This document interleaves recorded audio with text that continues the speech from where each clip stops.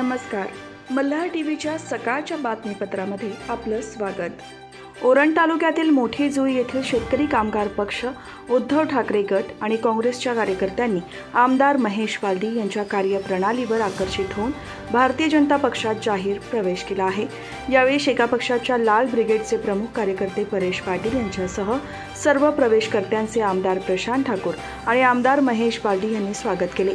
मोठी जुई येथे झालेल्या या पक्षप्रवेश कार्यक्रमास भाजपचे ओरण तालुका अध्यक्ष रवी भोईर, माजी जिल्हा परिषद विजय भोईर, जीवन गावंड, भाजप जिल्हा चिटणीस चंद्रकांत घरत, ओरण तालुका सरचिटणीस सुनील पाटील, उपाध्यक्ष मुकुंद गावंड, प्रकाश ठाकूर, पूर्व विभाग अध्यक्ष शशिकांत पाटील, शहर अध्यक्ष कौशिक शाह, माजी नगरसेवक राजू ठाकूर, युवा पूर्व विभाग अध्यक्ष प्रवीण घासे, रोशन पाटील, महिला मोर्चा तालुका अध्यक्ष राणी म्हात्रे, सरचिटणीस निर्मला घरत, चिटणीस संगीता गायकवाड, सदस्य विश्रांती म्हात्रे, जासई विभाग अध्यक्ष शमिता ठाकूर, जासई गाव अध्यक्ष मनीषा घरत, धनेश गावंड, देवेंद्र पाटील, मिलिंद पाटील, मोठी जुई ग्रामपंचायतीचे माजी सरपंच कुमार पाटील, धुतुमचे माजी सरपंच धनाजी ठाकूर, महिला कमिटी, युवा कमिटीसह कार्यकर्ते उपस्थित होते.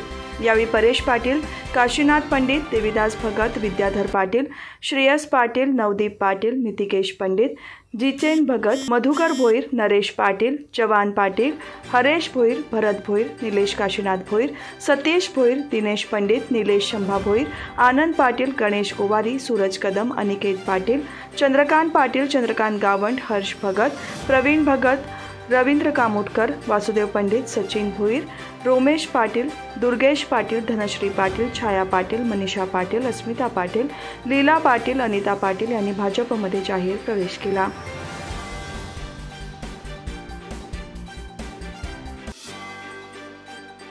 सर्वोच्च न्यायालयाच्या निर्णयानंतर महापालिकेकडून सुधारित देयकांचे वाटप करण्यात आले आहे. पनवेल महापालिका आयुक्त मंगेश चितळे यांच्या निर्देशानुसार नागरिकांना बिले भरणे सोयीचे व्हावे यासाठी नागरिकांच्या सोयीसाठी खारघर 36 सोसायटीमध्ये 22 जूनपासून विशेष शिबिराचे आयोजन करण्यात आले आहे. या शिबिराचा लाभ घेऊन तात्काळ कर भरणा करावा असे आवाहन महापालिकेच्या वतीने करण्यात आले आहे. या आवाहनाला मालमत्ता धारकांचा मोठा प्रतिसाद मिळत आहे. मालमत्ता कर भरण्यासाठी 30 जूनपर्यंत शनिवार आणि रविवारी देखील महापालिकेचे मुख्यालय आणि प्रभाग कार्यालय सुरू असणार आहे. पनवेल महापालिकेमार्फत आकारण्यात आलेल्या पूर्वलक्षी मालमत्ता कराबाबत माननीय सर्वोच्च न्यायालयात दाखल असलेल्या स्पेशल लीव्ह पिटिशनमधील सिव्हिल अपील संदर्भात अंतरिम निकाल 29 एप्रिल 2024 रोजी लागला आहे.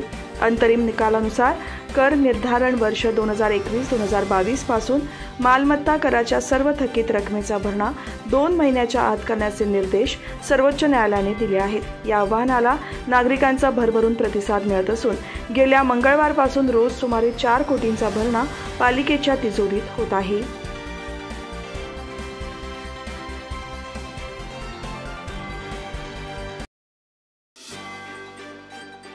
पनवेल शहरातील लाईनआळी परिसरातील सेंट फ्रान्सिस न्यू चर्चमध्ये चोरी झाल्याची घटना घडली आहे.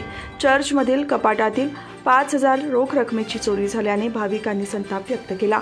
19 ते 21 जून या दरम्यान ही चोरी झाली असून याबाबत 2 दिवसांपूर्वी पनवेल शहर पोलीस ठाण्यात चर्चच्या व्यवस्थापकांच्या वतीनेही तक्रार दिल्यानंतर पोलिसांनी परिसराची पाहणी केली.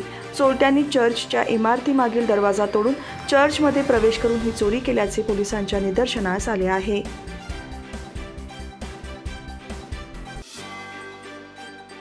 आषाढी एकादशीसाठी पनवेल ते पंढरपूर अशी संत तुकाराम महाराज पायी कोकण दिंडी पनवेलवरून पंढरपूरकडे निघाली आहे. आमदार प्रशांत ठाकूर यांनी दिंडीला भेट देत वारकऱ्यांचा आशीर्वाद घेतला आणि त्यांना आषाढी वारीच्या शुभेच्छा दिल्या.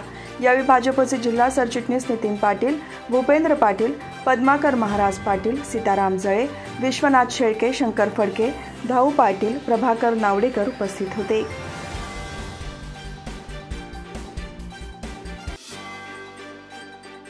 कर्जत नगरपालिकेकडून शहरातील धोकादायक इमारती घरांचे सर्वेक्षण पूर्ण झाले आहे.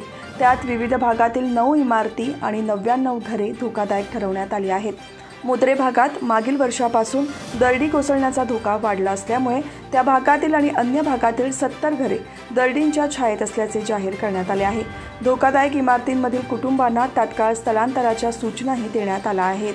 कर्जतमधील काही जुन्या इमारती अखेरच्या घटका मोजत आहेत. अशा इमारतींना नगरपालिकेने धोकादायक ठरवले आहे. गेल्या 4 महिन्यांपासून नगरपालिकेच्या पथकाकडून सर्व जुन्या इमारतींचे सर्वेक्षण करण्यात आले। अहवाल तयार केल्यानंतर कर्जत नगरपालिका हद्दीमधील 9 इमारती 99 घरे धोकादायक ठरवण्यात आली आहेत। त्या सर्व घरांमध्ये राहणाऱ्या नागरिकांना सुरक्षित स्थळी स्थलांतरित होण्याची नोटीस पालिकेने बजावली आहे।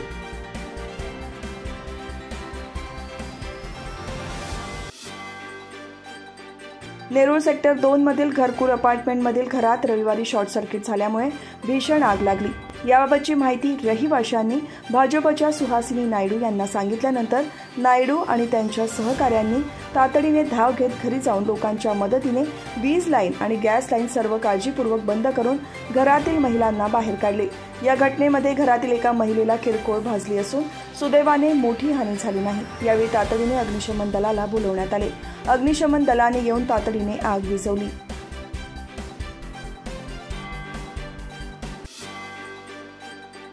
भारतीय जनता पक्ष पनवेल शहर तालुका आणि वंदे मातरम जनरल कामगार संघटना यांच्या संयुक्त विद्यमाने लोकनेते दिवंगत दिबा पाटील यांच्या पुण्यतिथीनिमित्त रिक्षा आणि टॅक्सी चालक मालक तसेच त्यांच्या परिवारासाठी मोफत आरोग्य तपासणी शिबिर आयोजित करण्यात आले होते।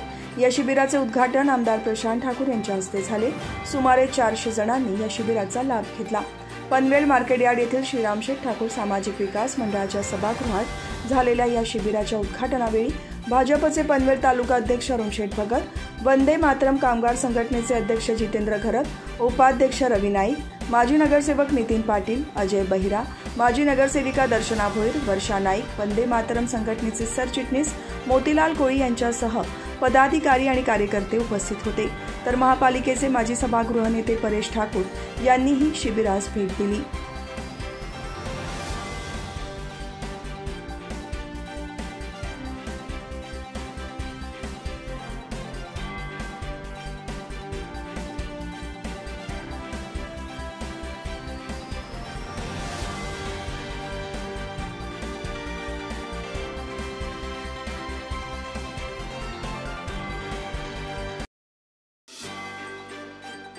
पनवेलजवळील मुंबई-पुणे महामार्गावरील मुंबई लेनवर शिवगर गावाच्या हद्दीत पनवेल शहर पोलीस ठाणे हद्दीत टेम्पो आणि कंटेनरचा अपघात झाला।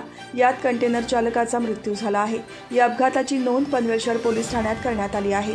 यातील आयशर टेम्पोवरील चालक बबलू नंदलाल यादव हा त्यांच्या ताब्यातील टेम्पो मुंबई-पुणे द्रुतगती महामार्गावर शोल्डर लेनला थांबवून लघुशंकेला गेला होता।